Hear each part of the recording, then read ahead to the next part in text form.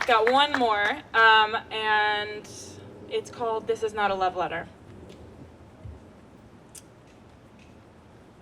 This is not a love letter, and I have written many. At least it is not a love letter to any particular body that I once turned into a landing place for I love you. That it is not. Maybe it's just a story, maybe it's all that I know, maybe in the telling of it, love will begin to show, to reveal her face, to take up more space, to tend to a garden, but not ask it to grow. I can tell you a story of a room standing still, a doctor with a degree spewing statistical improbabilities, but I don't understand, but I had an IUD, how my boyfriend picked me up in a Honda CRV, how we tried to get frozen yogurt, how the place was closed, how we sat on the couch with nowhere to go.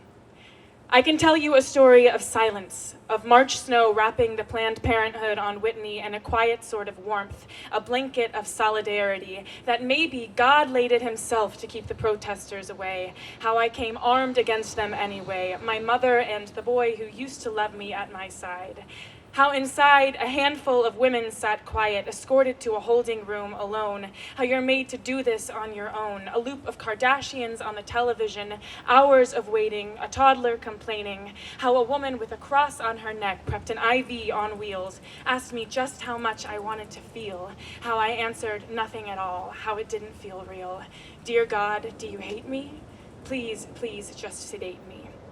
And maybe I'm afraid to tell this story because it is unfamiliar territory. Afraid I won't tell it right, how my heart felt tight, how so many mornings after I could not find a light. Afraid that to touch the memory of that morning is to invite in the masses who claim they know more than me. Maybe I'm afraid of being seen, of being heard. Maybe I'm afraid for the women that won't see themselves in my words. But I am sick of the justification, of the drawn-out explanations, of the expectation to make excuses so everyone understands I always was safe, always played by the rules, always wanted to believe this wasn't the choice I'd choose. But no one should be allowed to tell me how I'm supposed to feel, to walk for a mile in my own damn shoes, and then to see it on the news. I didn't talk to God for a month straight, but the moment I did, I found he was never ashamed. And I have no obligation to tell this story, but it is not told enough. And the road has been rough, but I have had to learn what tough is. And I want to be brave, and I want to take up space, and I want to be enraged. I want to say that 1 in 4 U.S. women by the age of 45 live their everyday lives, some of them carrying memories they've been taught they need to hide. How despite it all, they learn to thrive.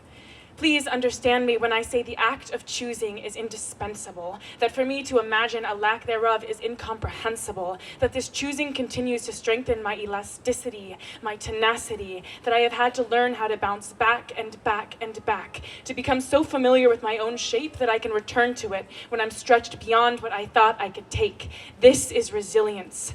I wear resilience in the rings on my fingers, my heritage on my hands, grandmothers who crossed seas to earn degrees in the heat of Puerto Rico and under big skies in Texas. Thank you to the women who have paved the road for my next steps. I carry resilience in the hollowed out holes of my heartbreak, in the ones that don't heal easy, and the ones that are hard to see.